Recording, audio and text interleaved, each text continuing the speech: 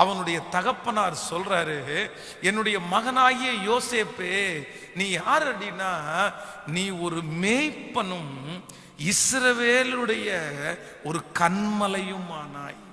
நீ எல்லா ஜனங்களுக்கும் மேய்ப்பனாய் காணப்படுகிறாய்.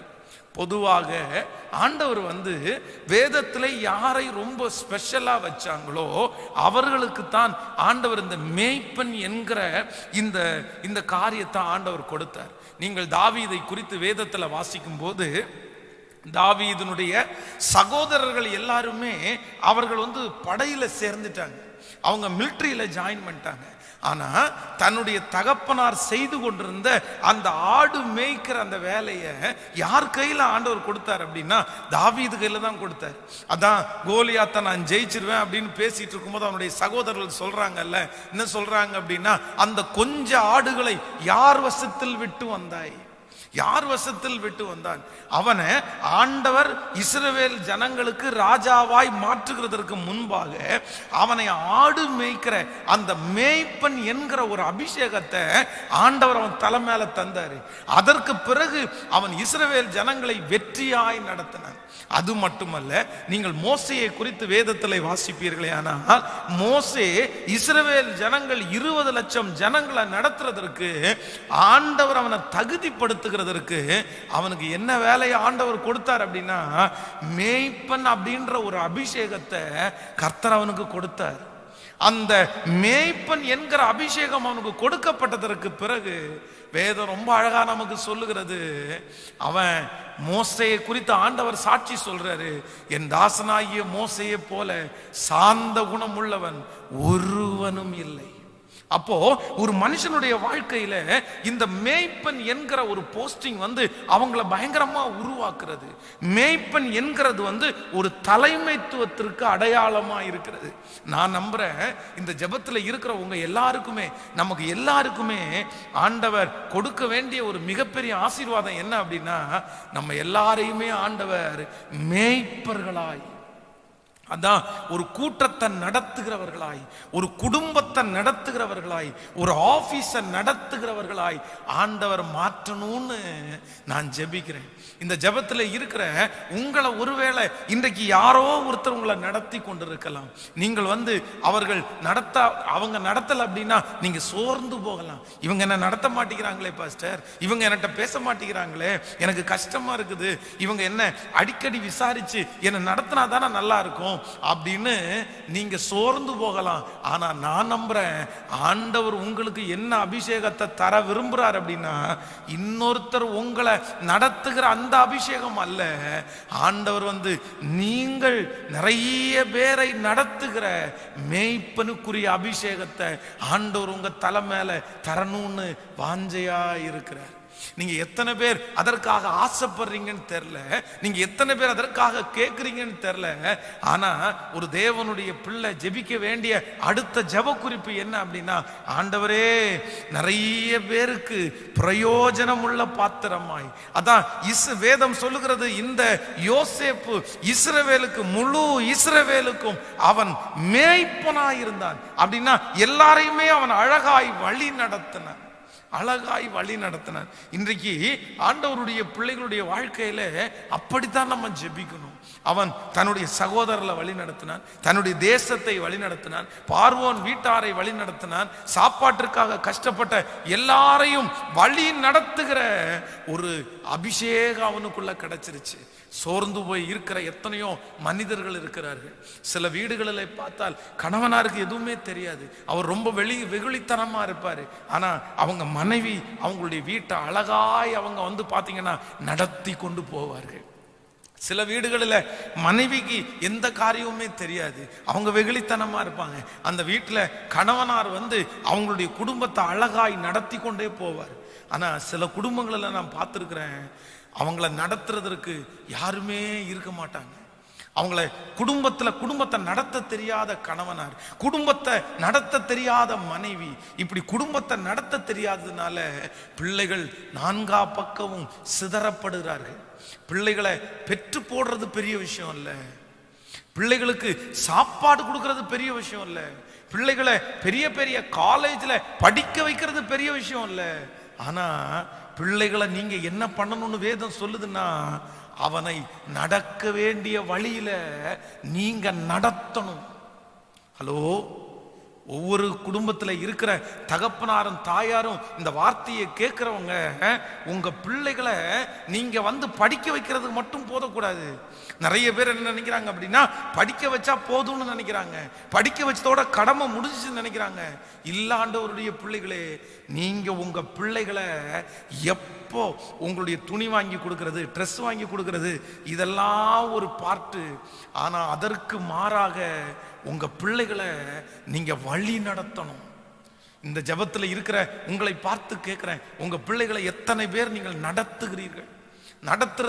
நடத்துறதுன்னா என்ன தெரியுமா? பழைய ஏற்பாட்டின் காலத்துல குடும்பத்தில் இருக்கிற எல்லாருமே கண்டிப்பாக குடும்ப ஜெபம் செய்வாங்க.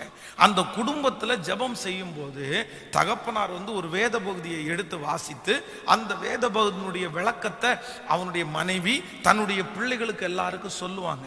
நம்ம இப்படி தான் நடக்கணும், நம்ம இப்படி நடக்கக்கூடாது, இதுதான் நமக்கு விதிக்கப்பட்டிருக்கிறது, இதுதான் நமக்கு நியமிக்கப்பட்டிருக்கிறது. அப்படி தன்னுடைய குடும்பத்தை அதனுடைய தகப்பனார் நடத்துவார். ஒருவேளை அந்த தகப்பன் இல்லாத குடும்பத்தை தாயார் அந்த குடும்பத்தை நடத்துவார். ஆனா இன்னைக்கு இருக்கிற நிறைய பேருடைய வாழ்க்கையில அம்மா ஜெபிக்கிறாங்க, அப்பா ஜெபிக்கிறாங்க, ஆனா பிள்ளைங்க நிறைய பேரு ஜெபிக்கிறதுக்கு வர்றதே இல்லை, அவங்க அதை கண்டுக்கிறதும் இல்லை. இன்னும் நான் திருச்சபையில சொல்லுவேன், நிறைய ஆண்டவருடைய பிள்ளைகள் திருச்சபையில தனியாய் வருகிறார்கள். கணவன் மனைவி மட்டும் ஜெபத்துக்கு வர்றாங்க. என்னாச்சு சிஸ்டர், பிள்ளைய எனக்கு கூட்டு வரல? பிரதர் என்னாச்சு, பிள்ளைய கூட்டு வரலன்னு கேட்டா ஒரே வார்த்தையில சொல்லியிருக்காங்க. ஒருத்தவங்க சொல்றாங்க, பாஸ்டர் நான் வரும்போது தூங்கிட்டு இருந்தான் அவன், நான் விட்டு போட்டு வந்தேன். நான் கேட்குறேன், உங்களை பார்த்து, உங்க பிள்ளை ஆலயத்திற்கு வரும்போது தூங்கிட்டு இருக்காங்கன்னு சொல்லி நீங்க விட்டுட்டு வந்தீங்களே, நீங்க ஸ்கூல் படிக்கும்போது யாராவது ஒருத்தர் உங்க பிள்ளைகளை தூங்குறான், அவன் தூங்கட்டும், இன்னைக்கு ஸ்கூலுக்கு போக வேண்டாம் அப்படின்னு அவனை 8 மணிக்கு முன்னாடி எழுப்பாம இருந்திருக்கீங்களா? உங்களை குற்றப்படுத்தல, நான் குற்றப்படுத்தல இல்ல. அதான் ஆண்டவருடைய பிள்ளைகள். அதுக்கெல்லாம் நம்ம ஸ்டிக் பண்றோமே, படிக்கிறதுக்கு ஸ்டிக் பண்றோமே. நீங்க நல்லா படிக்கல அப்படின்னா நான் உனக்கு அது செய்ய மாட்டேன், இது செய்ய மாட்டேன், உன்னை டியூஷனுக்கு கொண்டு போய் நான் விட மாட்டேன், எத்தனையோ ஸ்டிக் பண்றோமே. ஒரு நாளாவது ஆவிக்குரிய வாழ்க்கையில தகப்பனும் தாயாரும் உங்க பிள்ளைகளை ஸ்டிக் பண்ணிருக்கீங்களா? உங்க பிள்ளைகளை கசக்கி புளிங்க அப்படின்னு நான் சொல்லல, அவங்க இரிட்டேட் ஆகிற அளவுக்கு உங்களை பிள்ளைகளை இது பண்ணுங்கன்னு சொல்லல, அவங்கள நடத்துங்க. நீங்க அதை செய்ய ஆரம்பிச்சா உங்க பிள்ளைகள் தானாக செய்யும் என்கிற நம்பிக்கையோட தான் நான் சொல்றேன். அதனால இன்னைக்கு எல்லாருக்கும் ஒரு அபிஷேகம் வேணும். ஆண்டவரே, என்னுடைய ஜனங்களை, எனக்கு கொடுத்திருக்கிற குடும்பத்தை, எனக்கு கொடுத்திருக்கிற வேலை ஆட்களை நடத்தக்கூடிய ஒரு அபிஷேகத்தை என் தலைமையில வைங்கப்பான்னு ஆண்டோடத்துல கேளுங்க. அதான் நீங்க ஒரு மலையாள பாடல், ஒரு ரொம்ப அழகா பொறுப்புன ஒரு பாடல் இருக்கிறது. துக்கத்தின்றே பான பாத்திரம் கர்த்தாவென்றே கையில் தன்னும் சந்தோஷத்தோடே ஏற்று வாங்கி ஹல்லேலூயா பாடிடுங்க. ரொம்ப அழகான பாடல். துக்கத்தின்றே பான பாத்திரம் கர்த்தாவென்றே கையில் தன்னும் சந்தோஷத்தோடு அதை வாங்கி ஹல்லேலூயா பாடிடும் ஞான். இந்த பாட்டை ஒரு விசை ஒருத்தர், ஒரு பாஸ்டர் ஒரு சாட்சி சொன்னார். பொதுவாக கேரளா பக்கத்துல எல்லாம் நீங்க பார்த்துட்டீங்க அப்படின்னா ஞாயிற்றுக்கிழமை ஆராதனைக்கு எல்லாருமே சாட்சி சொல்லுவாங்க. அங்க சின்ன சின்ன திருச்சபையா தான் இருக்கும். அந்த சாட்சி சொல்றதற்கு முன்பாக ஒரு லைனை பாடிட்டு அதற்கு பிறகுதான் அந்த சாட்சியை ஆரம்பிப்பாங்க. அப்போ ஒரு குடும்பம் எழும்பி நின்று இந்த பாட்டை பாடினாங்களாம். துக்கத்தின்றே பான பாத்திரம் கர்த்தாவென்றே கையில் தன்னும் சந்தோஷத்தோட தான் வாங்கி ஹல்லேலூயா பாடிடுங்க. அந்த பாட்டை பாடி முடிச்சுட்டு அவங்க ஒரு சாட்சி சொல்லியிருக்கிறாங்க. என்ன சாட்சி சொன்னாங்க அப்படின்னா, இந்த மாதிரி நேற்றைக்கு ராத்திரி என்னுடைய பிள்ளை ரொம்ப ஃபீவரிஷா இருந்துச்சு, நாங்கள் அவங்களுக்கு ட்ரீட்மெண்ட் எல்லாம் பார்த்துட்டு அவளை பெட்டில் படுக்க வச்சிட்டோம். இன்றைக்கு காலையில் எப்பவும் போல நாங்கள் எல்லாருமே ஆராதனைக்கு கிளம்புறதுக்கு ரெடி ஆயிட்டோம், அவளையும் கிளம்புறதற்காக சத்தம் போட்டு ரெடி ஆயிரு அப்படின்னு சொல்லிட்டு நாங்கள் எல்லாம் கிளம்பி முடிச்சிட்டோம். அவள் ரூமுக்குள்ள இருந்து வெளியே வரவே இல்லை. என்னாச்சு, நேற்றைக்கே அவள் பலவீனமா இருந்தா, இந்த ரூமை விட்டு இன்னும் காணாமே அப்படின்னு போய் பார்த்தா என்னுடைய பிள்ளை அப்படியே மரித்து போய் கிடந்தா. அவ இறந்துருக்கிறா. இப்போ நாங்க என்ன பண்றதுன்னே தெரியல. இன்றைக்கு ஞாயிற்றுக்கிழமை ஆராதனை, இந்த ஆராதனையை நாங்க தவற விடக்கூடாதுன்ற ஒரே காரணத்திற்காக பரவாயில்ல அப்படின்னு சொல்லி என்னுடைய மகளுடைய பாடியை வீட்டிலேயே ஒரு பெட்ஷீட்டை போட்டு மூடி வச்சுட்டு நாங்க இங்க திருச்சபைக்கு வந்தோம். இப்ப இந்த ஆராதனை முடிச்சதற்கு பிறகு சபை ஜனங்கள் எல்லாரும் வந்து என் பிள்ளையினுடைய அடக்க ஆராதனையை நடத்தி தரணும் அப்படின்னு சொல்லி அவங்க 2 பேரும் உட்கார்ந்தாங்களாம். எனக்கு இந்த சாட்சியை கேட்டுட்டு அப்படியே வந்து நான் ஆண்டவருக்கு எப்படிப்பட்ட விசுவாசம், எப்படிப்பட்ட விசுவாசம். இப்போ உங்களை பார்த்து கேட்கிறேன், நீங்க எப்படி நடத்த போகிறீர்கள்? உங்க குடும்பத்தை நடத்துங்க, உங்க குடும்பத்தை நடத்துங்க. வேதத்துல ஏலியை குறித்து வேதம் சொல்லுகிறது, ஏலியினுடைய பிள்ளைகள் பேலியாளின் மக்களா இருந்தார்கள். ஆனா அந்த மக்களை குறித்து ஆண்டவர் வார்த்தையை எச்சரிக்கிறாரு. வேதம் சொல்லுது, ஏலி தன்னுடைய பிள்ளைகள் செய்த தன் பிள்ளைகளை அடக்காமற் போன பாவத்தின் நிமித்தம். நீங்க வாட்சி பார்த்தீங்கன்னா தெரியும், அவன் அடக்காமற் போன பாவத்தின் நிமித்தம். அப்போ பிள்ளைகளை அடக்காதது கூட ஒரு பாவமாமா. அடக்காதான் பிள்ளைய நீ தண்டிக்காம விடாத, நீ தண்டிச்சிரு. பெரும்பால தண்டிச்சா அந்த பிள்ளை சாகாது. நீங்க அன்பு செலுத்தி அவங்கள தண்டிக்கலாம், அன்பா சொல்லி கொடுக்கலாம். அதே நேரத்துல சில நேரத்துல ஆண்டவருடைய பிள்ளைகள் உங்க பிள்ளைகளை இப்படி வாங்க அப்படின்னு நீங்க நடத்தணும். நிறைய பேர் என்ன பண்ணுவாங்க அப்படின்னா, பிள்ளைகளை ஜெபிக்க சொல்லிட்டு இவங்க ஜெபிக்க மாட்டாங்க, பிள்ளைகளை பைபிள் வாசிக்க சொல்லிட்டு இவங்க பைபிள் வாசிக்க மாட்டாங்க. இல்ல நீங்க பைபிள் வாசிக்காம உங்க பிள்ளைங்க பைபிள் வாசிக்க மாட்டாங்க, நீங்க ஜெபிக்காம உங்க பிள்ளைங்க ஜெபிக்க மாட்டாங்க. அதனால நான் என்ன நம்புறேன்னா, நீங்கள் எதையெல்லாம் அவங்கள நடத்தணும்னு நினைக்கிறீங்களோ அதை முதல்ல நீங்க செஞ்சிருங்க. அதை நான் அடிக்கடி சொல்லுவேன், உலகத்தில் காண துடிக்கும், உங்க குடும்பத்தில் காண துடிக்கிற எந்த மாற்றமும் முதலில் உங்களில் உருவாகட்டும், உங்களில் உருவாகட்டும். அதனால இன்றைக்கு எல்லாருமே ஆண்டவரிடத்துல கேட்போம், ஆண்டவரே யோசேப்பனுடைய ஒரு அபிஷேகத்தை கொடுங்க ராஜா, எங்களுக்கு நடத்தக்கூடிய ஒரு அபிஷேகத்தை கொடுங்க. ஹல்லேலூயா. நான் நம்புறேன், என் ஜெப குறிப்பில் இந்த ஜெபம் எழுதி வைத்திருக்கிறேன். ஆண்டவரே எல்லாரையும் உங்க சோதனைன்னு வரும்போது சரியான விதத்தில் அவங்கள நடத்தக்கூடிய அபிஷேகத்தை எனக்கு தாங்கன்னு கேட்டிருக்கிறேன்.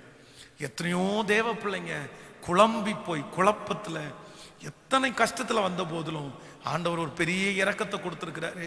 இப்படி போங்க, இப்படி போங்க, இது சரியாகும், இது சரியாகாது, இதை நீங்க பண்ண முடியும், இதை பண்ண முடியாது அப்படின்னு கர்த்தர் அடியன் மூலமாய் பேசின ஆயிரக்கணக்கான பேர் இன்னைக்கு சரியான காரியத்தை தேர்ந்தெடுத்து அவங்க சொல்லுவாங்க, சரியான நேரத்துல எங்களை அழகா நடத்துனீங்க பாஸ்டர், எங்களை நடத்துனீங்க, கரெக்டான ஆன்சர் கொடுத்தீங்க, எங்களுக்கு சந்தோஷமா இருக்குது. ஸோ அந்த அபிஷேகத்தை ஆண்டவர் எல்லாரு மேலையும் பொழிந்தருள்வார். எத்தனை பேர் கேட்க போறீங்க? கையை மேல உயர்த்தி ஆண்டவரிடத்துல சொல்லுங்க, மேய்ப்பனுக்குரிய அபிஷேகம் அது வழி நடத்துகிற அபிஷேகம், மேய்ப்பனுக்குரிய அபிஷேகம் அது வழி நடத்துகிற அபிஷேகம். சொல்லுங்க, ஆண்டவரே நீங்க அப்படிப்பட்ட ஒரு கிருபையை எங்களுக்கு நீங்க தரப்போகிறதற்காய் சொல்லுங்க. எல்லாரும் முழு பலத்தோடு நீங்க எங்களுக்கு நடத்த போகிறதற்காய் உமக்கு ஸ்தோத்திரம் ஆண்டவரே. ஹல்லேலூயா. இன்றைக்கு ஒரு 3 காரியங்களை குறித்து உங்களோடு பேசி உங்களுக்காக ஜெபிக்க போகிறேன். அப்படின்னா இந்த மேய்ப்பனுடைய அபிஷேகம் என்று நான் சொன்னேன். ஆண்டவர் யோசேப்புக்கு கொடுத்த ஆசீர்வாதம், அவனுக்கு மேய்ப்பனுக்குரிய ஆசீர்வாதத்தை ஆண்டவர் கொடுத்தார். இந்த மேய்ப்பனுக்குரிய ஆசீர்வாதம்னா என்ன இல்லை அப்படின்னா, ஒரு மேய்ப்பனுக்குரிய உத்தரவாதம்னு ஒன்று இருக்குது. மேய்ப்பனுக்கு ஒரு சில கடமை இருக்குது. நீங்க ஒரு குடும்பத்திற்கு நீங்க மேய்ப்பரா இருப்பீர்களேயானால், ஒரு திருச்சபைக்கு மேய்ப்பரா இருப்பீர்களேயானால், ஒரு ஜனத்தை ஆண்டவர் உங்களுக்கு கையில கொடுக்கும் போது நீங்க செய்ய வேண்டிய 3 காரியங்கள். ஒன்று, நம்ம வாசிக்கலாமா? நீதிமொழிகள் எடுத்துக்கொள்ளுங்கள். நீதிமொழிகள் 27ஆம் அதிகாரத்தை நாம் எடுத்துக்கொள்ளலாம். நீதிமொழிகள் 27ஆம் அதிகாரத்தில் 23வது வசனத்தை நம்ம வாசிக்க போகிறோம். 27ஆம் அதிகாரத்தில் நாம் 23வது வசனத்தை வாசிக்கலாமா? உன் ஆடுகளின் நிலைமையை நன்றாய் அறிந்து கொள், உன் மந்தைகளின் மேல் கவனமாயிரு. நன்றாய் இன்னொரு விஷயம் கூட வாசிக்கலாம். நீதிமொழிகள் 27:23. உன் ஆடுகளின் நிலைமையை நன்றாய் அறிந்து கொள், உன் மந்தைகளின் மேல் கவனமாயிரு. ஆண்டவருடைய பிள்ளைகளே, முதலாவதாக ஒரு மேய்ப்பனுக்கு உள்ள தகுதிகள் இல்லை என்றால் ஒருத்தரை வழி நடத்தக்கூடிய ஒரு மனுஷனுக்கு இருக்கிற கெப்பாசிட்டியை குறித்து வேதம் சொல்லுகிறது. ஒரு மேய்ப்பனுக்கு என்ன ஆசீர்வாதம் முதல்ல இருக்கணும் அப்படின்னா, ஆடுகளின் நிலைமையை நன்றாய் அறிந்து கொள்ள வேண்டும். இந்த அபிஷேகம் எல்லா தேவனுடைய பிள்ளைகளுக்கும், இது பொதுவாக இன்னைக்கு உள்ள செய்தி முழுக்க முழுக்க அம்மா அப்பாவுக்கு ரொம்ப பொருந்தும். அம்மா அப்பாவுக்கு மிக தேவை. கவனிங்க, இங்கே நீங்கள் உண்மையாக ஒரு மேய்ப்பனுடைய அபிஷேகத்தை ஆண்டவர் உங்களுக்கு கொடுத்திருப்பாரே ஆனால் நீங்கள் மேய்ப்பர்களாக இருக்கிறீர்கள். குடும்பத்தை நடத்துகிறவர்கள் மேய்ப்பர்கள், இன்னும் தொழில் நடத்துகிறவர்கள் மேய்ப்பர்கள். ஏன்னா ஒருத்தரை வச்சு நீங்க அவங்கள கைட் பண்ணி நடத்துறீங்க. அப்படிப்பட்டவர்களுக்கு முதலாவதாக என்ன அபிஷேகம் வேணும்னா, உன் ஆடுகளின் நிலைமையை நன்றாய் அறிந்து கொள். உங்க வீட்டில் இருக்கிற நபர்களை நீங்க நன்றாய் அறிந்து கொள்ளணுமா? ஒரு தகப்பன், ஒரு தாய் தன்னுடைய பிள்ளைகளை குறித்து அறிந்து கொள்ளணும். நான் அடிக்கடி சொல்லுவேன், திடீர்னு இந்த ஆம்பளை பசங்க இருக்காங்க பாருங்களேன், எப்பவுமே அவன் பெருசா ஒன்றும் ட்ரெஸ் பண்ணிக்க மாட்டான். இருப்பான், வருவான், ஒரு பேண்ட் எடுத்து போவான். அந்த பேண்டே பார்த்தீங்கன்னா 4 நாள் 5 நாள் போட்டு அடிப்பாங்க. அந்த ஜீன்ஸ் பேண்ட்னு ஒன்று போட்டு அதை 4 நாள் 5 நாள் அது பாட்டு கிடக்கும். அவன் பாட்டுக்கு இதை கலட்டி போடுறா அப்படின்னு சொன்னா கூட கேட்க மாட்டான். ஏதாவது ஒரு டிஷர்ட், ஏதோ ஒரு சட்டையை போட்டுட்டு அவன் பாட்டுக்கு ஃப்ரெண்ட்ஸோட ஏதோ பேசிட்டு அதை போயிடுவான். திடீர்னு பார்த்தா அவனுக்குள்ள ஒரு பெரிய சேஞ்ச் வரும் பாருங்க. நல்லா ட்ரெஸ் பண்ண ஆரம்பிப்பான், போய் கண்ணாடிக்கு முன்னாடி நிற்பான், அடிக்கடி தலை சீவுவான். அதே போல கேர்ள்ஸ் நிறைய பேர் இருக்காங்க. நான் சொல்லுவேன், திடீர்னு உங்க பிள்ளை கண்ணாடி முன்னாடி ரொம்ப நேரம் நிக்குது அப்படின்னா உடனே நீங்க என்ன பண்ணணும் அப்படின்னா, உங்களுக்கு ஏன் இவன் இவ்வளவு நாளும் கண்ணாடிக்கு முன்னாடி இவ்வளவு நேரம் நிக்க மாட்டானே, இப்ப ஏன் இந்த கண்ணாடிக்கு முன்னாடி நிக்கிறான் அப்படின்னு ஆண்டவருடைய பிள்ளைகளுக்கு கண்டிப்பாக நான் சொல்றேன், ஒரு அறிவு வேணும். அதுக்கு பேர் தான் உங்களுடைய ஆடுகளின் நிலைமையை அறிந்து கொள்ளுகிற சக்தி. அறிந்து கொள்ளுகிற சக்தி ரொம்ப கவனமா இருக்கணும், ரொம்ப கவனமா இருக்கணும். இன்றைக்கு இருக்கிற பிள்ளைகள் ரொம்ப பிரில்லியண்டா இருக்கிறாங்க. நிறைய விஷயங்கள் அவர்களுக்கு தெரிகிறது. ஒரு நாள் ஒருவேளை ஸ்கூல் முடிச்சுட்டு வரும்போது அவன் சோகமா வர்றான் அப்படின்னா, ஏன் சோகமா வர்றான் அப்படின்னு சொல்லி ஒரு அம்மா அப்பா கண்டிப்பா கேட்கணும், கண்டிப்பா கேட்கணும். இல்லைன்னா அது பெரிய சிக்கல். நான் நடந்த சம்பவங்கள் பல சொல்ல முடியும். அதான் ஒரு பையன் ஸ்கூலுக்கு ஸ்கூல்ல இருந்து வாத்தியார் அவங்க அம்மா அப்பாவுக்கு ஃபோன் பண்றாங்க, என்னாச்சு உங்க பையன் 3 மாசமா ஸ்கூலுக்கு வரல, என்னாச்சு அப்படின்னு கேட்டாமா. இவங்களுக்கு ஷாக் ஆயிட்டாங்களாமா. என்ன சொல்றீங்க, 3 மாசமா என் பையன் ஸ்கூலுக்கு வரலையா? இல்ல சார், 3 மாசமா ஒரு நாள் கூட எங்க வீட்டுல இல்ல, அவன் கரெக்டா ஸ்கூலுக்கு கிளம்பி போயிடுறான் அப்படின்னு. இவன்கிட்ட என்ன கேட்கறதுன்னே தெரியல. 3 மாசமா இவன் எங்க போறான்னு தெரியல. வெறும் 5th ஸ்டாண்டர்ட் படிக்கிற பையன், 5ஆம் வகுப்பு படிக்கிற பையன். பெரிய பையனா கூட கட்டடிச்சுட்டு ஏதோ பசங்களோட சேர்ந்து இவன் ஜாலியா ஊர் சுத்துறான்னு சொல்லலாம். ஆனா 5th ஸ்டாண்டர்ட் படிக்கிற பையனுக்கு எப்படி போவான்? ஃப்ரெண்ட்ஸும் யாருமே அவனுக்கு இல்லை. அப்போ ஒருத்தர் சொன்னாரம்மா, நீங்க ஒன்றும் இது பண்ணாதீங்க, அவன்கிட்ட இப்ப எதுவுமே கேட்காதீங்க, நீங்க ஒண்ணு பண்ணுங்க, அவனை காலையில அவன் வீட்டை விட்டு ஸ்கூலுக்கு கிளம்புறான், அப்படில கிளம்பும் போது அவனுக்கு தெரியாமலே அவன் பின்னாடியே நீங்க போய் வாட்ச் பண்ணுங்க அப்படின்னு பின்னாடியே போய் வாட்ச் பண்ணா, இவன் ஸ்கூலுக்கு கிட்டத்தட்ட ஸ்கூலுக்கு போறதற்கு ஒரு 3/4 கிலோமீட்டர் தான் இருக்கு அவன் வீட்டுல இருந்து. ஆனா அந்த 3/4 கிலோமீட்டர் போகிற அந்த தூரத்தை கிட்டத்தட்ட ஒரு 7 கிலோமீட்டர் சுத்தி ஸ்கூலுக்கு போவான். காலையிலிருந்து ஸ்கூலுக்கு போய் அந்த ஸ்கூலுக்கு போறதுக்குள்ள அவனுக்கு சாயந்தரம் டைம் ஆயிருமாமா, மத்தியான டைம் ஆமா. அகைன் திரும்ப அந்த ஸ்கூல்ல போய் வாசல்ல நின்றுட்டு திரும்ப அதே போல கிளம்பி 4 மணிக்கு அவன் வீட்டுக்கு வந்துருவான். இதே போல ஒரு நாள் இல்ல 2-3 நாள் செக் பண்ணா இவன் வேற எங்கேயுமே போகல. ஸ்கூலுக்கு போகாம வீட்டுல இருந்து கிளம்பி அவ்வளோ கிலோமீட்டர் சுத்தி ஸ்கூலுக்கு போவான், ஸ்கூலுக்கு போய் வாசல்ல நிற்பான், திரும்ப அகைன் வருவான், தன்னுடைய வீட்டில் ஸ்கூல் முடிஞ்சது மாதிரி இருப்பான். அவங்க அப்பா கூப்பிட்டு, என்னப்பா ஆச்சு உனக்கு, நீ இப்படி போற அப்படின்னு சொல்லிட்டு ஸ்கூல்லையே அவனை வச்சு பிடிச்சி விசாரிச்சா ஒரு ஷாக்கான நியூஸ் சொன்னானாமா. இவன் ஸ்கூலுக்கு போகிற வழியில இந்த ரவுடி பசங்க பாருங்களேன், 2-3 பேர் ரோட்ல உட்காந்து இவனை மிரட்டி இருக்காங்க. நீ எனக்கு பென்சில் கொடு, பேனா கொடு அப்படின்னு மிரட்டி இருக்காங்க. இவன் பயந்துட்டான். நாளைக்கு டெய்லி காலையில நீ வரும்போது எங்களுக்கு வந்து சாக்லேட் கொடுக்கல அப்படின்னா உன்னை கொன்றுன்னு மிரட்டி இருக்காங்க. இந்த குழந்தை தன்னுடைய வீட்டிலையும் வந்து டெய்லி சாக்லேட்டுக்காக பணம் கேட்டா அம்மா அப்பா திட்டுவாங்கன்னு சொல்லி மனசுலயே வச்சுட்டு இவனுவா நம்ம போன நம்மளை கொன்றுவாங்க அப்படின்ற பயத்திலேயே குழந்தை வீட்டுக்கு போகாம சுத்தி சுத்தி சுத்தி சுத்தி ஸ்கூலுக்கு போயிட்டு 3 மாசம் ஸ்கூலுக்கே போகாம இருந்திருக்குது. அதற்கு பிறகு ஒரு மனநிலை மருத்துவர் இடத்துல போய் அந்த குழந்தைக்கு ட்ரீட்மெண்ட் கொடுத்து அதற்கு பிறகு வெளியே கொண்டு வந்தாங்க.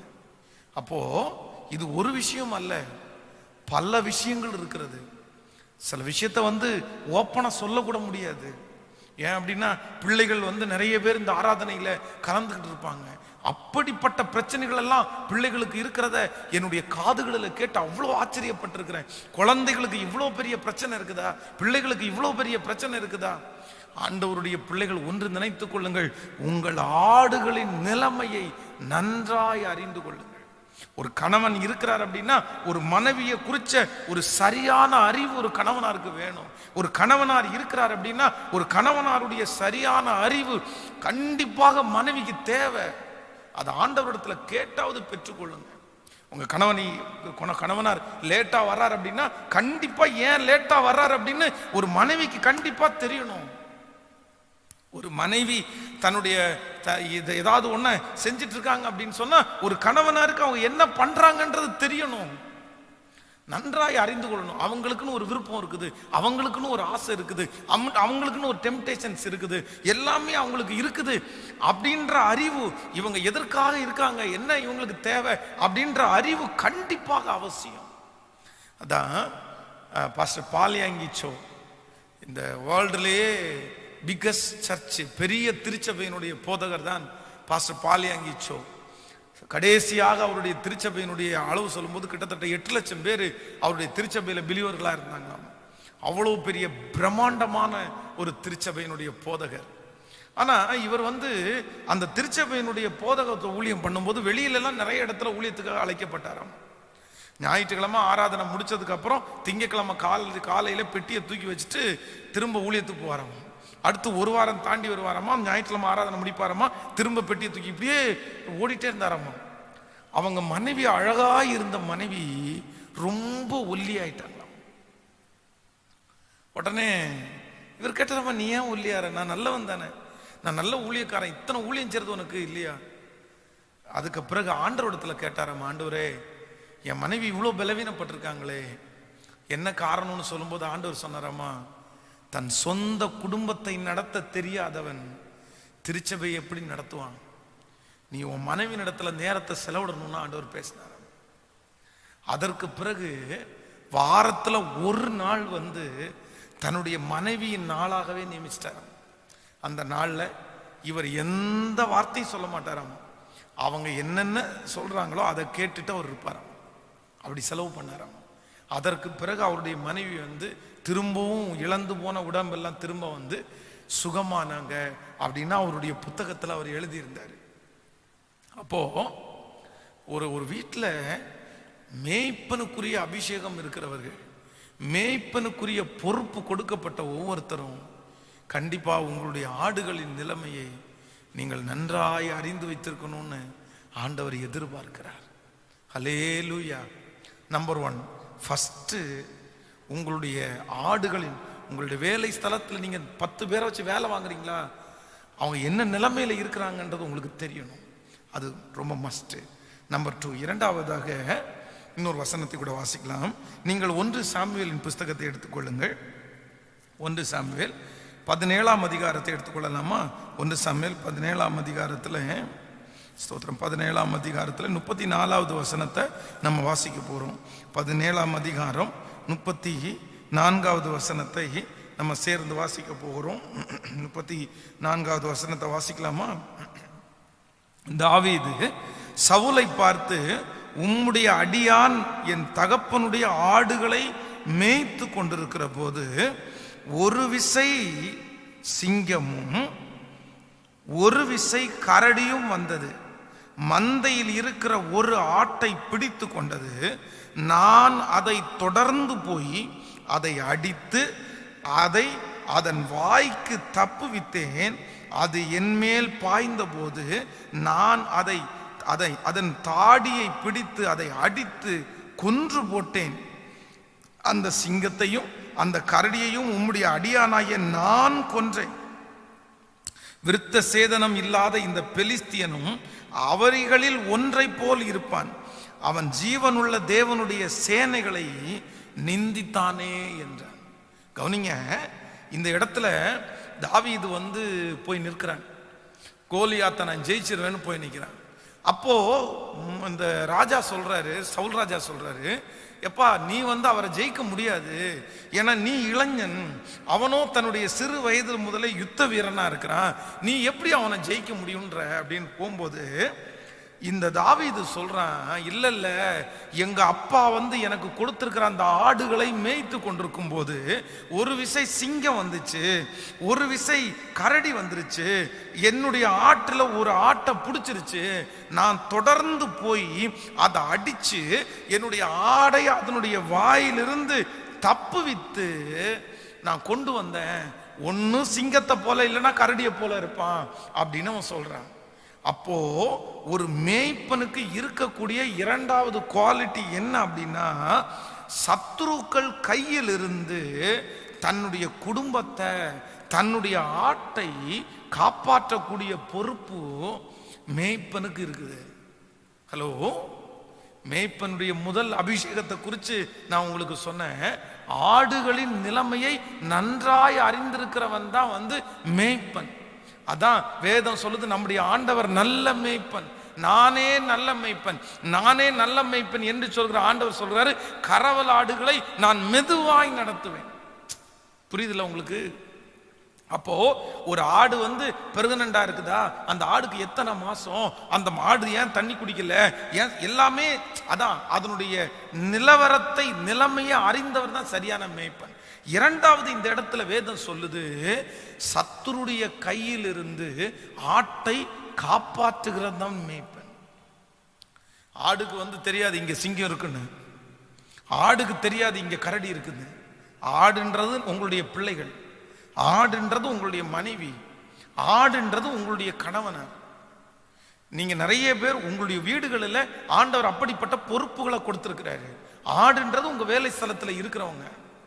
இந்த ஆடுகளை சிங்கம் கரடி இப்படிப்பட்ட சத்ரு எப்போ தன்னுடைய கைக்குள்ள போடலான்னு பார்த்துட்டு இருப்பான். உங்க பிள்ளைய, உங்களுடைய கணவனார, உங்க மனைவிய. அப்போ ஆண்டவருடைய பிள்ளைகள் என்ன பண்ணணும் அப்படின்னா, சத்துருடைய கையிலிருந்து, பிசாசுனுடைய வஞ்சக வலையிலிருந்து நீங்க அந்த ஆட்டை மீட்டெடுக்கணும்.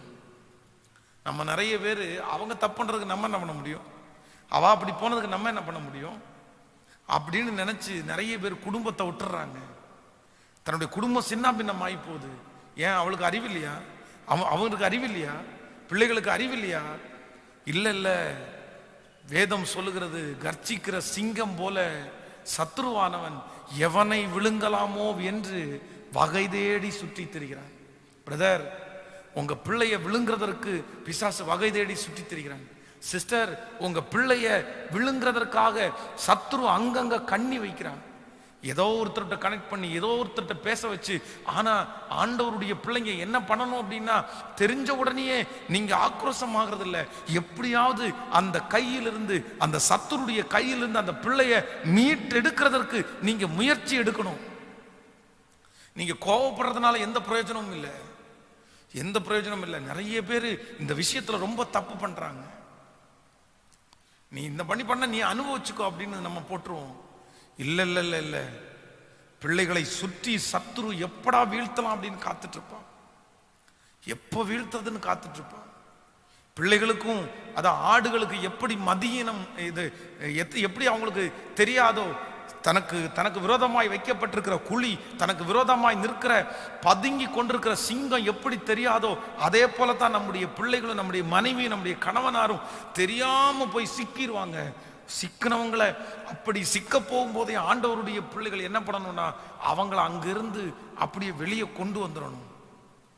அது ஜெபத்தினால, உபவாசத்தினால, கவுன்சிலிங்னால, அன்புனால அவங்கள கொண்டு வர முடியும். அந்த கிருபையை ஆண்டவருடைய பிள்ளைகள் கேட்கணும்.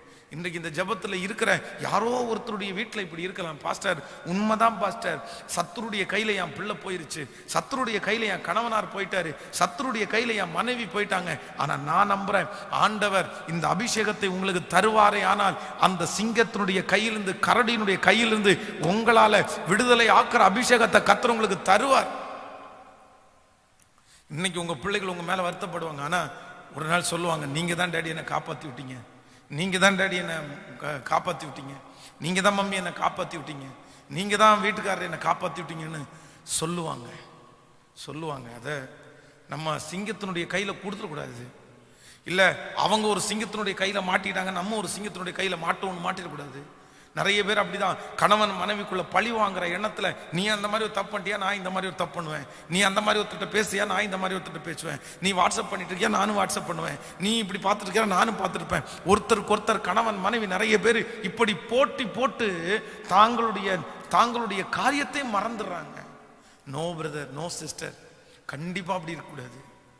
நம்ம தான் அதை சொல்லி கொடுக்கணும், நம்ம தான் அதை கற்றுக் கொடுக்கணும். இல்லை கொஞ்சம் கவனமா பேசுப்பா, அது கொஞ்சம் மோசமான ஆளா தெரிகிறாரு, அது நல்லா இல்லை, அவருடைய பார்வை சரியில்லை, அவருடைய பேச்சு சரியில்லை.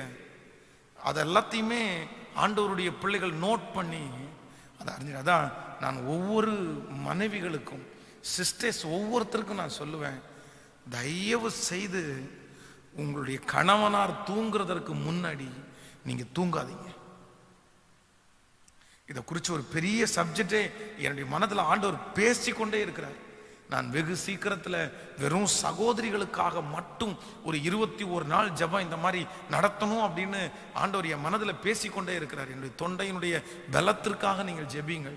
அப்படி ஆண்டவர் என்னை பலப்படுத்தினார்னா கண்டிப்பாக நான் சிஸ்டர்ஸுக்காக மட்டும் ஒரு 21 days ப்ரேயர் நடத்துவேன். அதான் ஒரு புத்தி உள்ள ஸ்திரீ, ஒரு குணசாலியான ஸ்திரீ எப்படி இருக்கணும் அப்படின்றத குறித்து நான் ஒரு பெரிய ப்ரிப்பரேஷன் பண்ணிட்டு இருக்கிறேன். ஆண்டவர் என் கூட பேசிக்கொண்டே இருக்கிறார். கர்த்தருக்கு சித்தமான வருகிற நாட்களில் அந்த ஜெபத்தை நம்ம செய்வோம். அது உங்களுடைய குடும்பத்தை நடத்துறதற்கு, ஒரு வீட்டில் இருக்கிற ஒரு மனைவி எப்படி நடக்கணும் அப்படின்றதுக்கு ரொம்ப யூஸ்ஃபுல்லாக அந்த செய்தி இருக்கும். மொத்தத்தையும் ஆண்டவர் வேதத்திலே எழுதி வைத்திருக்கிறார். அதில் ஒன்றை நான் இப்போவே சொல்லிடுறேன், மிக முக்கியமானது, ஒரு மனைவி ஒரு கணவனார் தூங்குறதற்கு முன்பாக ஒரு மனைவி தூங்கவே கூடாது. அதனால தான் நிறைய டேஞ்சர்ஸ், நிறைய கணவனார் பின்மாற்றத்தில் போறதற்கு, விழுந்து போறதற்கு நீங்க விடாதீங்க. நீங்க அதில் ஸ்டிக் பண்ணுங்க. கோச்சிட்டா கூட பரவாயில்ல, நீங்க ஸ்டிக் பண்ணுங்க.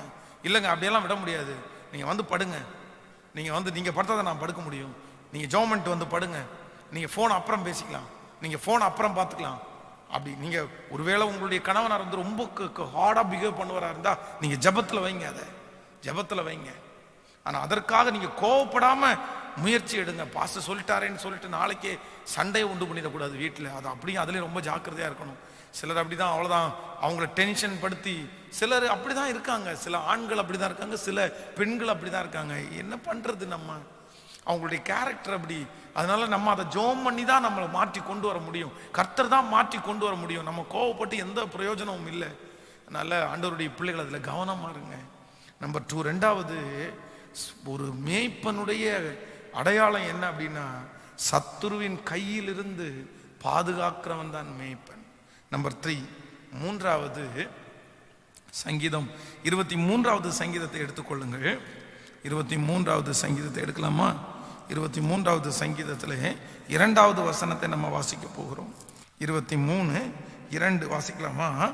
அவர் என்னை, அதை 1வது வசனத்தில் வாசிக்கலாம். கர்த்தர் என் மேய்ப்பராய் இருக்கிறார், நான் தாட்சி அடையேன். அவர் என்னை புல்லுள்ள இடங்களில் மேய்த்து அமர்ந்த தண்ணீர்கள் அண்டையில் என்னை கொண்டு போய் விடுகிறார்.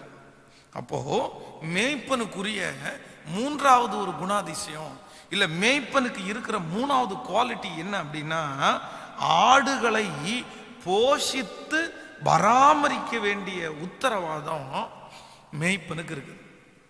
ஹலோ, நீங்கள் மேய்ப்பனா இருப்பீர்களே ஆனால், அப்படின்னா திரும்ப திரும்ப சொல்றேன், யார் மேய்ப்பன் அப்படின்னா ஒரு குடும்பத்தில் இருக்கிற மனைவி மேய்ப்பன், அபிஷேகம் பெற்றவங்க. ஒரு கணவனார் மேய்ப்பன், ஒரு தொழிலை நடத்துற ஒரு மேனேஜர் மேய்ப்பன், நான் மேய்ப்பன்.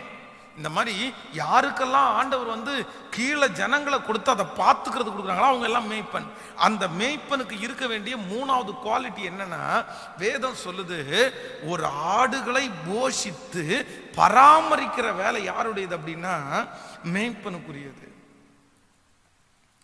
உங்களுடைய பிள்ளைகளை பராமரிக்க வேண்டியது உங்களுடையது, உங்களுடைய பிள்ளைகளுக்கு போஷிக்க வேண்டியது உங்களுடையது. ஆனால் நிறைய பெற்றோர்கள் அதில் உண்மையாக இருக்கிறீர்கள், நான் நம்புகிறேன். அதுவும் நம்முடைய பிள்ளைகளை வந்து எது வேணாலும் சாப்பிடலாம் அப்படின்னு நம்ம சொல்லிட முடியாது. அவர்களை சரியாக பராமரிக்க வேண்டிய ஒரு பொறுப்புக்குள்ள நம்ம இருக்கிறோம். அந்த அந்த பொறுப்பு அவசியம். சில பிள்ளைகளை பார்த்தீங்க அப்படின்னா, குழந்தைகளை பார்த்தீங்கன்னா பேரண்ட்ஸ் தெருவில் விட்டுருவாங்க. அந்த பிள்ளைங்க தெருவில் விளையாண்டு கிடக்கும். காலையிலேருந்து சாயந்தரம் வரைக்கும் பார்த்தீங்கன்னா அழுக்கு நிறைஞ்சு பிள்ளைங்க இருப்பாங்க. அந்த பிள்ளைங்க ஒழுங்கா சாப்பிட மாட்டாங்க, பிள்ளைங்க ஒழுங்கா தூங்க மாட்டாங்க, பிள்ளைங்க ஒழுங்கா குளிக்க மாட்டாங்க. இதை நிறைய பேர் வந்து கத்துக்கிறதே இல்லை, பார்த்துக்கிறதும் இல்லை. நீங்க தான் பராமரிக்கணும். சிலர் வந்து இது அப்பாங்க அம்மாங்க நிறைய பேர் பிள்ளைகளுக்கு வந்து சாப்பாடாக்கி போட்டுட்டு சொல்லி காமிப்பாங்க, உனக்கு நான் கஷ்டப்பட்டு நான் சாப்பாடாக்கி போடுறேன், உனக்கு நான் வேலை செஞ்சு நான் உனக்கு கொட்டுன்னு கொட்டுறேன். நான் சொல்றேன், தயவு செய்து உங்க பிள்ளைகளிடத்துல நீங்கள் உங்கள் கஷ்டங்களை சொல்லுங்க, தப்பு இல்லை, கண்டிப்பா சொல்லணும். அது சொல்ல வேண்டிய அவசியம் இருக்குது. நான் இவ்வளவு கஷ்டப்பட்டு தான் உனக்கு சம்பாதிச்சு கொண்டு வர்றேன்ப்பா, நீ ஜாக்கிரதையா அதை இது பண்ண அப்படின்னு. ஆனா சாப்பாடு கொடுக்கறதையும் துணிமணி வாங்குறதையும் அத ஒரு பெரிய விஷயமா வந்து சொல்லாதீங்க. ஏன் அப்படின்னா, நம்முடைய பிள்ளைகளுக்கு ஆகாரத்தை, நல்ல ஆகாரத்தை கொடுக்க வேண்டியது நம்முடைய கடமை. ஒரு கணவன் வந்து ஒரு மனைவிக்கு வந்து தேவையான காரியத்தை பூர்த்தி செய்ய வேண்டியது அவங்களுடைய கடமை. ஒரு மனைவி தன்னுடைய கணவனாருடைய காரியங்களை பூர்த்தி செய்து வேண்டியது அவங்களுடைய கடமை. பிள்ளைகள் தன்னுடைய பெற்றோர்களுக்கு காரியங்களை பூர்த்தி செய்ய வேண்டியது அவங்களுடைய கடமை. பராமரிக்கிறது மிக அவசியம், மிக அவசியம். ஒரு நாள் உங்களுடைய வாயிலிருந்து அந்த மாதிரி வார்த்தைகள் வரவே கூடாது. நான் மட்டும் உனக்காக கஷ்டப்பட்டு உனக்கு தீனி போடுற அந்த வார்த்தை வரவே கூடாது. என் பிள்ளை கர்த்தர் என்ன பண்ணணும் அப்படின்னா, எனக்கு என் பிள்ளைகளை நல்லா பார்த்துக்கிறதுக்குரிய கிருபையை கர்த்தர் தரணும், என் பிள்ளைகளை என் குடும்பத்தை பார்க்கறதுக்குரிய ஒரு கிருபையை கர்த்தர் தரணும். இப்படி நீங்கள் ஜெபிப்பீர்களே ஆனால், நிச்சயமா சொல்றேன், அந்த குடும்பத்திற்காக உத்தரவாதம் எடுத்து நீங்கள் பராமரிப்பீர்களே ஆனால் உங்களுக்கு பெரிய வெற்றி ஆண்டவர் கொடுக்கிறதற்கு வல்லவராய் இருக்கிறார். ஹல்லேலூயா. இன்றைக்கு 3 காரியத்தை ஆண்டவர் நம்மோடு பேசினார். ஆண்டவர் கொடுக்கிற அபிஷேகம், யோசேப்பின் மேல ஆண்டவர் வச்ச அபிஷேகம் என்னன்னா, அவனை கர்த்தர் மேய்ப்பனாக்கினார். அவன் மேய்ப்பனும் இஸ்ரவேலின் கன்மலையும் ஆனான். மேய்ப்பனுக்குரிய அபிஷேகம் அத்தனையும் இந்த 3 காரியத்தில் இருக்குது. ஒன்று, நம்பர் 1, முதலாவதாக ஆடுகளின் நிலைமையை நன்றாய் அறிந்து கொள்ளுகிறவன் மேய்ப்பன். நம்பர் 2, சத்துருடைய கையிலிருந்து பிடுங்கி எடுக்கிறவன் மேய்ப்பன். நம்பர் 3, பராமரித்து போஷிக்கிறவன் மேய்ப்பன். ஹல்லேலூயா. நான் நம்புறேன், எனக்கு என் குடும்பத்துக்கு மட்டும் இல்லை, இந்த அபிஷேகத்தை ஆயிரக்கணக்கான பேருக்கு கர்த்தர் எனக்கு கொடுக்கறதுக்கு என்ன பயன்படுத்தணும்னு நான் ஜெபம் பண்றேன். அதான் எனக்கு சமயத்திற்கேற்ற வார்த்தை, என்னுடைய ஆடுகள் நிலைமையை நன்னா அறிஞ்சுக்கணும். நான் அப்படிப்பட்ட அபிஷேகத்தை எனக்கு கொடுங்க ஆண்டவரேன்னு கேட்கிறேன். ஏலி தான் வாழ்க்கையில செஞ்ச ஒரு பெரிய மிஸ்டேக் என்ன அப்படின்னா, அன்னாள் எதற்காக ஜெபிக்க வந்தான்னே ஏலிக்கு தெரியல. பாருங்களேன், ஆடுகளுடைய நிலைமை அறிஞ்சுக்கிற கெப்பாசிட்டி அவருக்கு இல்லை. ஆனா எங்கிட்ட ஆண்டு வேணாம்ப்பா, நான் அப்படி இருக்கக்கூடாதுப்பா, நான் ஜெபிக்கிறேன். இரண்டாவதாக, கூடுமான வரைக்கும் அப்படியே மரணத்துக்குள்ள போறவங்கள வரைக்கும் அப்படி கைவிட்டு வெளியே எடுக்கக்கூடிய கிருபையை கர்த்தர் எனக்கு தரணும்னு ஆண்டவரிடத்துல கேட்கிறேன் நான். நம்பர் 3, நிறைய பேர் என்னால போஷிக்கப்படணும், நான் நிறைய பேரை பராமரிக்கணும் அப்படின்னு நான் ரொம்ப விரும்புறேன். எனக்கு எப்பவுமே இந்த ஓல்டேஜ் ஹோம் வைக்கிறதுக்கு எனக்கு ரொம்ப பிடிக்கும். ஒரு எப்படியாவது ஒரு 50 அம்மாங்களை பசங்கள்லாம் என் பிள்ளைங்க அம்மாவை பார்க்க மாட்டேன் அப்படின்னு அந்த மாதிரி சொன்னாங்கன்னா அவங்களுக்கு எல்லாருக்கும் ஒரு பெரிய இடம் இது பண்ணி அவங்களுக்காக ஜெபம் பண்ணி அவங்கள சாப்பாடு கொடுத்து அவங்க எனக்காக ஜெபிக்க வச்சு அவங்களுக்கு ஒரே டியூட்டி ப்ரேயர், அது மட்டும்தான் அவங்களுக்கு டியூட்டி. அந்த மாதிரி பண்ணணும்னு எல்லாம் எனக்கு ஆசை இருக்குது. கர்த்தருக்கு சித்தமானால், ஆண்டவருக்கு அது பிரியமானால் கண்டிப்பா என் மூலமா அதை செய்வார். ஏற்ற காலத்தில் ஆயிரக்கணக்கான பேரை பராமரிக்கிறதுக்கு எவ்வளோ மகிழ்ச்சியா இருக்கும். கர்த்தர் அதை செய்வார். ஞாயிற்றுக்கிழமை நான் நினைக்கிறேன், ஞாயிற்றுக்கிழமை ஒவ்வொரு ஆராதனையும் முடியும் போது ஒவ்வொரு ஞாயிற்றுக்கிழமையும் திருவிழா போல அப்படியே சர்ச்சிலேயே எல்லாருக்கும் சாப்பாடெல்லாம் கொடுத்து அப்படியே சந்தோஷமா கடந்து போற மாதிரி இடத்தையும் வசதிகளையும் கர்த்தர் தரணும்னு ஜெபிக்கிறேன். இந்த ஆசை உங்களுக்கு இருக்கா? இந்த உலகத்துல இருக்கிற அதான் யோசேப்பு மேய்ப்பனும் இஸ்ரவேலின் கன்மலையுமானான்.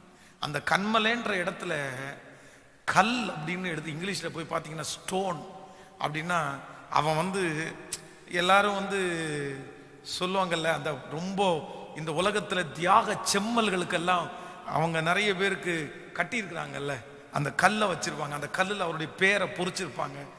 நமக்கும் அப்படி வேணும்னு நீங்க ஆசைப்படுங்க. யோசேப்புக்கு அப்படிதான். அந்த பட்டணத்துல அவனுக்குன்னு ஒரு பெரிய காரியத்தை ஆண்டவர் செஞ்சாரு. உங்களுக்கும் கர்த்தர் தரட்டும். எத்தனை பேர் இன்னைக்கு 20வது நாள் கர்த்தரிடத்துல கேட்குறீங்க, ஒரு மேய்ப்பனுக்குரிய அபிஷேகத்தை எனக்கு தாங்க ஆண்டவரேன்னு கேளுங்க. கண்களை மூடிக்கொள்ளலாம். முடிந்தவர்கள் முழங்கால் படியிடவர்கள் முழங்கால் படியிடுங்கள். முடியாதவர்கள் எழும்பி நிற்கிறவர்கள் எழும்பி நின்று கொள்ளுங்கள். கர்த்தரிடத்துல எல்லாரும் கேளுங்க, ஆண்டவரே ஹல்லேலூயா உமக்கு ஸ்தோத்திரம்ப்பா, எனக்கு அப்படிப்பட்ட அபிஷேகம் வேண்டும் என்று ஆண்டவரிடத்துல கேளுங்க. ஆண்டவரே அந்த மேய்ப்பனுக்குரிய அபிஷேகத்தை எனக்கு தாரும், தாரும் ஆண்டவரே, தாரும் தாரும் ஆண்டவரே, தாரும் தாரும். ஹல்லேலூயா. காத்திருந்து பலன் அடைவே, காழுகு போல பரப்பே. காகத்தின் வம்சம் நான் அல்ல, சிங்கத்தின் குட்டிதானே. சொல்லுங்க எல்லாரும், காத்திருந்து பலன். ஹல்லேலூயா. கழுகு போல. நன்றி ஆண்டவரே, நன்றி நன்றி. காகத்தின் வம்சம் நான் அல்ல, சிங்கத்தின் குட்டிதானே. கரங்களை உயர்த்தி எல்லாரும் சொல்லுவோம், இயேசுவே இயேசுவே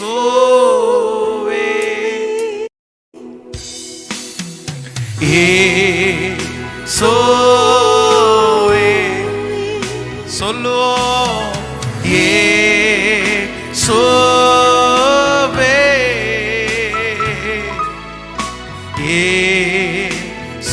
இயேசுவே. எல்லாம் எனக்கு நீரே, எல்லாம் எனக்கு நீரே, எல்லாம் எனக்கு நீரே. ஒரு நிமிஷம் என்ன கவனிங்க ஆண்டவருடைய பிள்ளைகளே. இந்த உலகத்துல பிறந்துட்டோம், ஆண்டவர் நம்மளை பிறக்க வச்சிட்டாரு. எது இருக்குதோ இல்லையோ, கை இல்லாதவங்க, கால் இல்லாதவங்க, கண் இல்லாதவங்க எத்தனையோ பேருக்கு இன்னைக்கு அவங்களுக்குன்னு ஒரு ஸ்டோன் இருக்குது, அவங்களுக்குன்னு ஒரு கல் இருக்குது. அதான் கர்த்தருடைய வருகை தாமதிக்குமே, ஆனால் இறந்து போகும்போது என்னுடைய கல்லறையில ஒரு வார்த்தை எழுதணும், இவன் சாதித்தான், இவன் சாதித்தான். அநேகரை நீதிக்குள்ள ஆக்கினார். லட்சக்கணக்கான பேரை இந்த மனுஷன் சந்திச்சிட்டார். நிறைய பேரை இவர் நிறைய பேரை பராமரிச்சார். இவர் நிறைய பேரை போஷித்தார், நிறைய பேரை சத்துருடைய கட்டிலிருந்து அவர் வெளியே கொண்டு வந்தாரு. இவரு ரொம்ப அழகா ஆடுகளின் நிலைமையை அறிஞ்சு சொல்லுவார். அப்படின்ற வார்த்தை எனக்கு என் மேல இருக்கணும்னு நான் ரொம்ப ஆசைப்படுறேன், ரொம்ப ஆசைப்படுறேன், ரொம்ப ஆசைப்படுறேன். நீங்க எத்தனை பேர் ஆசைப்படுறீங்க? சிலருக்கு வாழவே இஷ்டம் இல்லைல்ல. ஏதோ ஒண்ணு ஒருத்தர் ஒன்னாவது முடியும். ஏஜ் தாண்டிருச்சு, நான் எங்க போய் பாஸ்டர் யாருக்கு யூஸ் பண்ண இல்ல அப்படி நினைக்காதீங்க. இந்த அபிஷேகத்துக்காக ஜெபம் பண்ணுங்க. ஒரு மேய்ப்பனுடைய அபிஷேகத்தை என் தலை மேல வைங்கன்னு நீங்க கேளுங்க. கர்த்தர் உங்களை பயன்படுத்துறாரா இல்லையான்னு பாருங்க. கண்டிப்பா பயன்படுத்துவார். ஹல்லேலூயா. கடைசியா கைய மேல உயர்த்தி, நீதினால் ஸ்திரப்படுவாய், கொடுமைக்கு நீ தூரமாவாய். நீதினால் ஸ்திரப்படுவாய், கொடுமைக்கு நீ தூரமாவாய். திகிலுன்னை அணுகாது, பயமில்லா வாழ்வு உண்டு. திகிலுன்னை அணுகாது, பயமில்லா வாழ்வு உண்டு. கரை சேர்த்திடுவார், கலங்காதே. கரை சேர்ந்திடுவார், கலங்காதே. கரை சேர்த்திடுவார், கலங்காதே. கரை சேர்ந்திடுவார், கலங்காதே.